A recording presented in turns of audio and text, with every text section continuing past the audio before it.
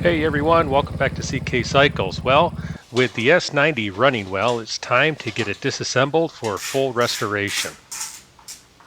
I'm planning on stripping this bike down to nearly the bare bones, as it needs full restoration and I have plans for modification of the bike. As I said in my first video, I am going to restore this bike, but I am not going to restore it to the stock version of its stealth. When I was doing some reading and research on the S90, I came across some information about a motorcycle dealer back in the 60s named Ken Ives. Apparently Ken Ives took one of these S90s and made it into a custom trials bike. It was that trials bike that has inspired me into what I'm going to do to this bike. I'm going to make it a dirt road cruiser. Stay tuned till the end of this video where I can explain my full concept. As you can see here, the handlebars and the top triple tree clamp are rusted in pretty good. The handlebars are going to be replaced, but I'm going to have to refurbish the triple tree clamp. I want to start at the bike by taking apart the triple tree clamp and getting a good look at what's going on with the forks. The Honda S90 has forks that I like to classify as fully enclosed. Once you get above the bottom tube of the forks are enclosed in not only the rubber flexible boot, but are also enclosed by the headlight ears here. I have had some experience with these types of forks in the past, working on the Honda 125, where the forks were fully rusted underneath all of these enclosed portions and were very difficult to get off the bike and nearly impossible to rebuild without having to add some replacement parts to the forks.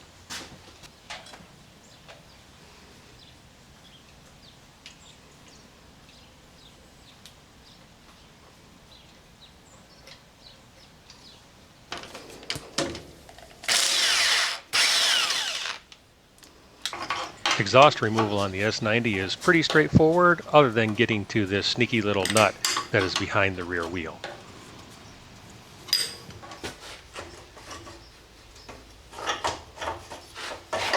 Other than the fact that this muffler is missing its baffle and had a few acorns inside, it really is in pretty good condition for being from the late 60s.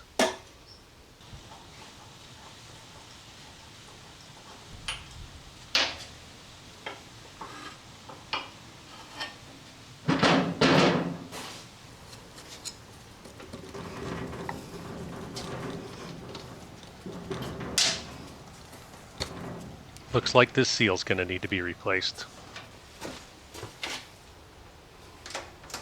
I do not believe that this Kickstarter lever is the stock lever for the S90, as evidenced by the rub mark here on the exhaust pipe.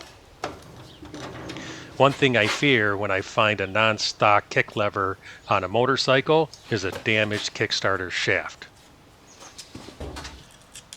And of course, this shaft was damaged. Some of the splines had been pushed over or mushed down, so I'm going to have to address this in the restoration of the bike.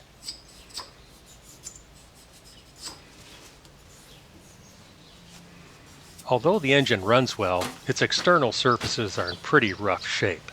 I'm going to have to do some extensive work to get these polished up and maybe even paint the cylinder again.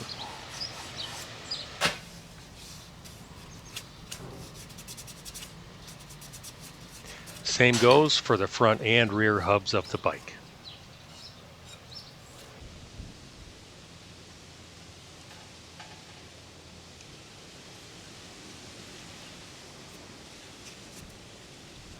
The tops of the inner fork tubes located at the triple tree clamp look pretty good, but I wanted to cut away one of these rubber boots to get a little bit better inspection of the lower inner tube portion down near the outer fork tube.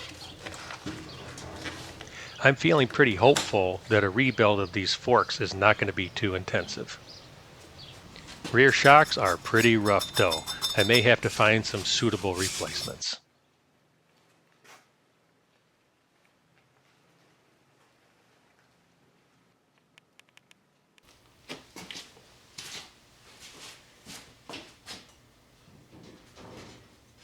Now that this bike is disassembled, let me tell you my plans for the bike. I'm going to start off here with the front wheel and rear wheel.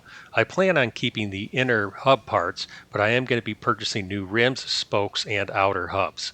I'm planning to go with a 17-inch wheel instead of the stock 18-inch wheels located here on the S90. I am also going to be going with an enduro tire, kind of the small block type of tire to put on the bike. Forks will probably be rebuilt and new boots installed. The upper triple tree clamp will need to be replaced as the one that came on the bike is rusted and pitted quite bad. I'm going to go with more of a standard upright handlebar and also use external controls and wiring on the bike. I will be replacing the stock headlight with an aftermarket headlight and also have an aftermarket tail light and brake light in order to keep this bike street legal. I'm also planning on reusing the fuel tank here, which will need to be cleaned out. I'll see if I can find some nice chrome side panels and knee pads. The seat will be shortened and thickened for a comfortable ride, and perhaps I'll be able to find something aftermarket that I can just bolt on. I will be fabricating a small luggage rack on the back of the bike, and I think I may need to fabricate a rail system that can mount on the stock mounts of the frame for both the seat and the luggage rack.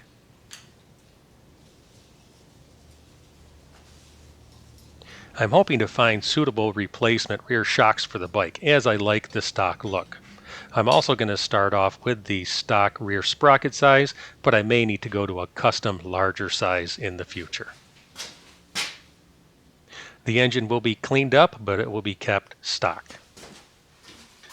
One change that will be made to an engine component is I'm planning to go to an upslung exhaust instead of an underslung exhaust. I will be removing the center stand on the bike, and I will be replacing the foot pegs. The rigid mount foot pegs will be replaced with some spring-loaded foot pegs, and this may require some modification to the foot brake lever. I'm also hoping that off of the foot peg mount, I will have a side stand for the bike.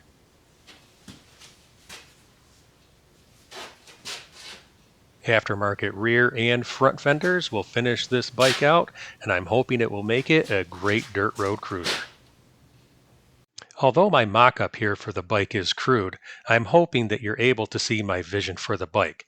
One thing that's critical for me is that I do not want to make any permanent modifications to the frame of the bike. I will be keeping all of the stock parts I take off of this bike, just in case in the future I want to return this bike to its full stock form. This is Chris for CK Cycles. Let me know what you think about my plans for this bike. Please like and subscribe. We'll see you later.